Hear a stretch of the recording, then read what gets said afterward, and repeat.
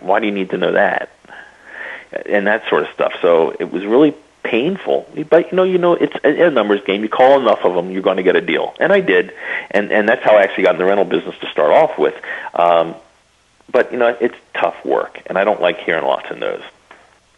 Now, the other thing I used to do the first 6 months, and the reason I'm going through my first 6 months in this business is because if I can share with you ways and the things I messed up on, and so you don't have to repeat those same painful things, learn from them. Don't make the same mistakes I did.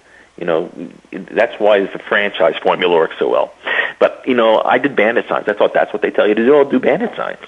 But you know what? Now, all across the country, bandit signs are illegal in most cities. And, I went out driving one day, and I told my other half, I said, hey, would you mind just hopping out at the street light and grabbing the hammer and the sign while I sit in the car? Keep it running warm with the kids.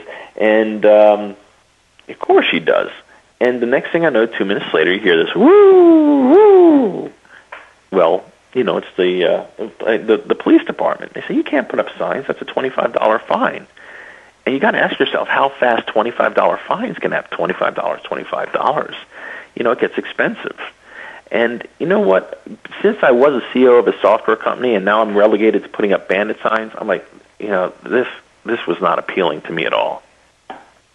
But I tell you what was worse was door knocking pre-foreclosures. That's scary stuff. I know some people do it and you can get good deals that way and it does work, but I tell you what, it's time consuming, but it's very dangerous.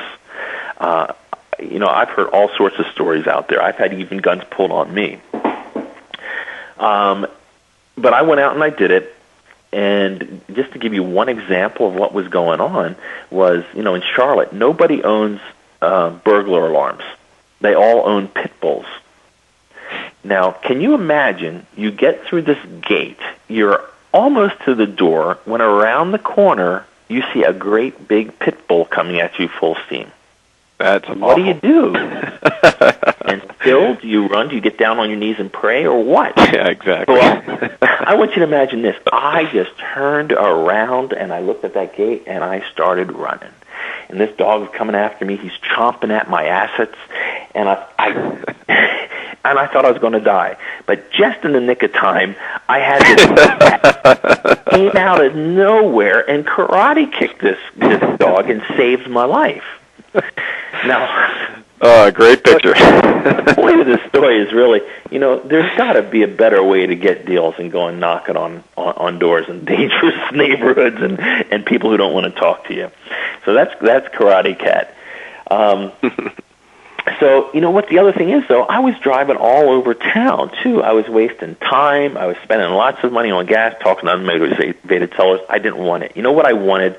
I wished at that time is I want some way that I could only talk to motivated sellers that pre-screens them and that I don't have to go through all the same nonsense. And then the other issue in my business is when I would start getting all these leads coming in is following up. The fortune is in the follow-up, right, Brad?